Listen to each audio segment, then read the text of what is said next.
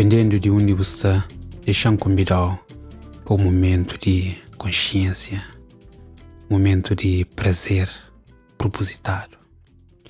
Se você pode, toma uma postura de conforto, sentado com a costa reto, ou mesmo deitado. Basta que você pode respirar de melhor forma e consciente de nossa prática. Mindfulness está na tudo e postura é um suporte.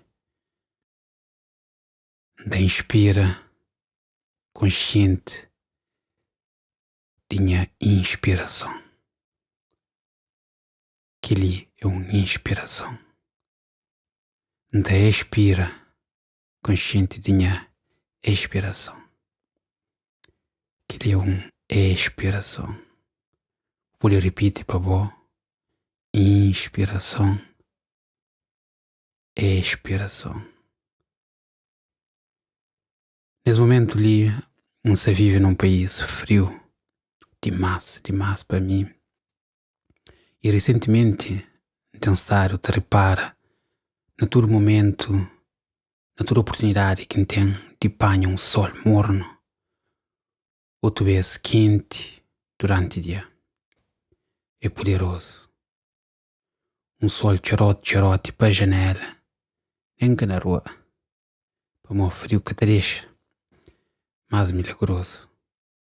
Então se você pode reconhecer momentos, coisas que te quentam o coração, te quentam a alma durante o dia e dás atenção verdadeira, atenção de para, vive coisa, sentir, ser coisa. Pode ser alguns segundos, pode ser um minuto, pode ser alguns minutos, pode ser só um momento. Um toque na folha de uma planta verde. Um momento sentado no sol, para a janela ou na rua. Um bafo de ar profundo e consciente. Então inspira, consciente de momentos de prazer no meu dia. Então expira. Deixe que cada momento se mele, único, presente, vivo, consciente, és, momento presente.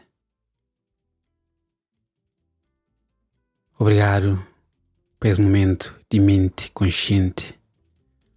Pode despreguiça.